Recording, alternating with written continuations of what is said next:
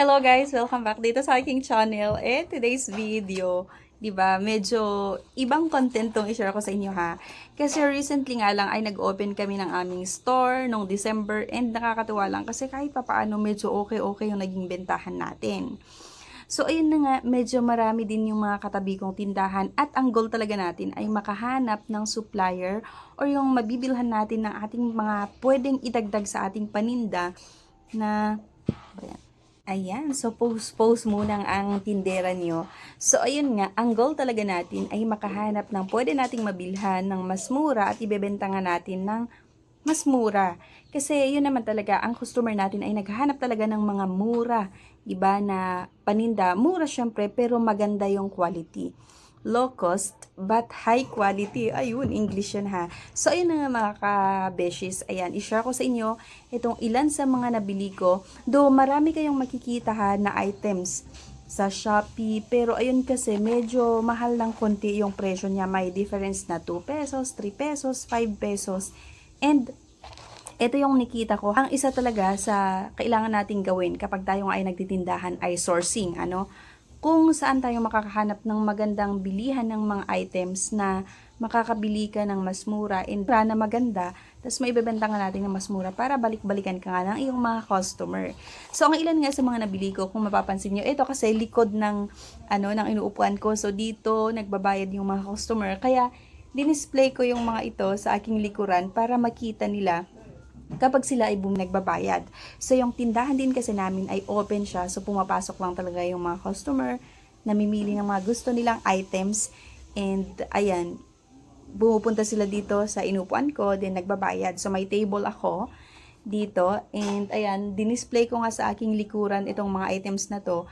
Kasi, ayun, kapag bumibili sila, at least nakikita nila na may mga ganito pala kami, no? Yung mga maliliit na items. So, ang ilan nga sa mga hinahanap kasi talaga dito sa aming tindahan ay ito. Medicare Antiseptic Plastic Strips. So para ito sa mga may sugat, no? Kapag may sugat, kaya ito yung binibili nila.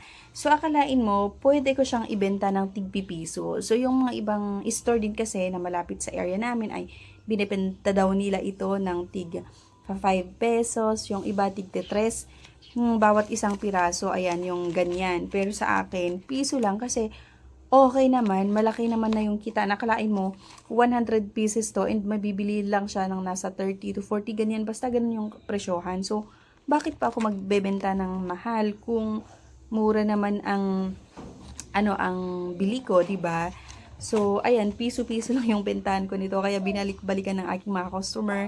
So, lalo-lalo sa mga may mga tindahan dyan, mga sari-sari store, yung mga maliliit na tindahan, pwede nyo tong idagdag pagkakakitaan. So, ayan nga, sa mga link or yung Shopee store nila ay nandyan sa baba, i-click nyo lang yan para ma-route kayo mismo sa official Shopee store nila. So, ito yung isa sa mga nabili ko and ito din. Meron tayong double A and triple A. So, ayan, naka-display na nga sa akin. Ayan, double A and triple A na battery. So, merong double A at triple A. Mura na rin siya ha. Binibenta ko siya 20 bawat ganyan. 20 pesos. Yung iba din daw sa amin nagbebenta ng 30 pesos, 40, ganyan. Pero sa akin 20 lang.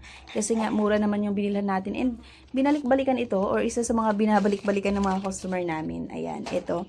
Merong double A at triple A. And maliban dyan, ito, meron tayong super glue. Ayan, super glue. Ginagamit siya kapag may mga masisira ng mga rubber shoes natin, ganyan. Pwede nyo tong, gamitin.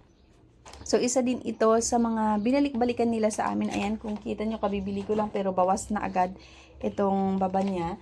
Meron pa akong binili na iba. Dinamihan ko na kasi yung mga estudyante nga at yung mga iba, marami yung mga bumibili, lalo yung mga estudyante para sa mga rubber shoes, diba? Pag may konting sira, pwedeng ito yung gamitin. And meron din akong mighty band kasi, maliban dito sa super glue or shoe glue, ayan, may mga naghahanap din ng mighty band. So, ayan, bumili na rin tayo ng mighty band. And, syempre, hindi lang yan. Ang ilan sa mga hinahanap ng mga customer natin ay ito ha, itong Gillette. So, grabe, murang-mura natin nabili itong Gillette. Pwede nyo ibenta ng tig sa 10, tig 12, tig 15. Kasi nga, mura naman talaga yung puhunan. And, nung pumunta kasi ako doon sa binibilhan namin, Talaga, maging sa mga ahente, medyo mahal yung benta nila ng ganito ha. Tapos yung sa isang binibilhan namin, 40 pesos, parang yung isang piraso na ganyan, 40 pesos, merong 35. So sabi ko, paano ko yan mabebenta? Paano ko ma-dispose yan? Eh, sobrang mahal. So naghanap tayo ng pwede nating mabilhan kasi mabili nga ito sa amin. Ayan, so nakabili tayo ng mas mura-mura, kaya binibenta ko lang to ng tig to 12 pesos, merong tig to 10 pesos, ayan, depende. Ayan, meron tayong color blue and color yellow. So, sa mga interested din na bumili ng ganito, lalong-lalo kung gusto nyong idagdag sa inyong mga tindahan, pang dagdag benta, pambenta, ayan, mura lang siya, and pwede rin naman pang personal use ha, para may stock kayo sa inyong mga bahay, lalong-lalo sa akin na ito talaga yung ginagamit ko, pati sa kilikili, no? Hindi ako nagbubunot kasi mahirap na. So, puro Gillette yung ginagamit natin. So, mapipili nyo din to. And, actually, hindi lang yan. May mga underwear pa ako. Ayan, may mga nakasabit pa dyan, mga panty, di ba? Panty kasi may mga mother din, yung mga senior na customer natin, nagtatanong sa akin na bumili daw ng ganito or sila. And, ayan, meron din tayo dyan. And, maliban dyan, ito ang isa sa mga i-share ko sa inyo ha. 15 yung isa, 30 dalawa. Akala ko yung isang buong mantika na tigo 125. Sige, 30. Mas mura yung 120. Magkano yun? 125. 125. Binili kasi namin din na per buo-buo, kaya teka lang, tahanapan kita ng grams. 50, 60, 70. 50, 60, 70. Thank you.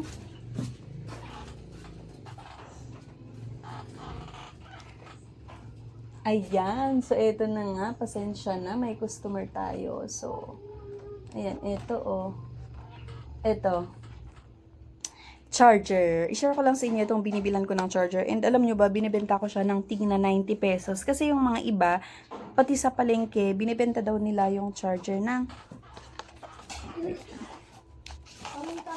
paminta. Kuha ka na dyan. 3, 4, 5. Pang 7, 5. 5 piraso. Nag-luto ulit kayo? Ano yan? Ay, yung sa, lumpia? Ano ate yung kalabasa? Okay. Sige. Dati 5. Sige.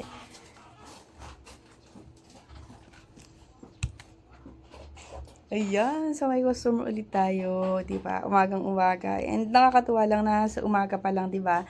Nakakabenta na tayo ng, nasa 1K, ganyan. And nakakatuwa lang kasi bagong open nga lang kami. So, ito, i-share ko nga sa inyo mga mima, itong binila natin ng charger. So, itong charger kasi, meron tayong USB at meron din tayong yung Type-C. And itong USB yung mabenta dito sa amin. Beshes, bumili ako and alam nyo ba, mura ko lang to binili. And binibenta ko siya ng tig na 90. So, yung mga malapit kasi dito sa amin at maging sa palengke, ang sabi ng mga customer ko ay nabibili daw nila or pag bumibili sila ng charger, parang nasa 150, 140, 125, ganyan. Pero sa akin, 90 pesos lang kasi nga, sourcing ang isa sa number 1 na kailangan natin kapag meron tayong tindahan. Magbenta ka ng mas mura, quality naman, then balik-balikan ka talaga. So, ito yung mga charger natin, tig na 90. Marami nang bumili sa akin. And binili ko lang to ng parang nasa 63, ganon, 63 pesos. So, yun, di ba? Hindi ko nilalakasan kasi baka may biglang darating na customer, no? So, ayan, mura niya siya mabibili. Then, pwede niyo siyang ibenta ng mas mura, di ba? Para balik-balikan kayo ng customer. And, isa lang din yung tips na sinabi ng tita ko na matagal na sa industry ng pagtitinda, no? Na magbenta ka na mas mura para balik-balikan ka ng customer, pero make sure quality yung binibenta mo. So, itong charger din, ang isa sa mga nire-recommend ko sa inyo na pwede nyong bilhin, lalong-lalo sa mga may tindahan dyan, o di kaya kung pang personal use lang din, pwede nyong i-consider ito. So by the way, itong tindahan namin ay pina-extension lang namin ng gilid dito sa aming bahay. Kaya ayan, makita nyo may pintuan dyan papasok sa aming looban. Yan, sa gilid dyan. Kasi nga, pina-extension lang namin. Dapat ito gawin naming parking pero kinonvert namin ng tindahan. Kasi, di ba, mas maganda na kumikita. So yung parking na lang namin lalagay namin sa likod. So ayan na nga, sinare ko sa inyo yung ibang mga tips. And sa mga susunod na videos natin, i-share ko yung iba pang mga tips namin nga dito sa aming tindahan. Kung saan ko pa nabibili yung ibang mga items na pwede nyong idagdag. Sa susunod yung mga bilihan nga ng mga panghugas ng plato, ganyan. Para mas mura nyo mabili and di ba makakasabay kayo sa presyohan, lalong-lalo kung maraming mga tindahan dyan sa area nyo. Okay? So, yon. Till sa next video. Kaya abangan nyo ang ating next video. Bye!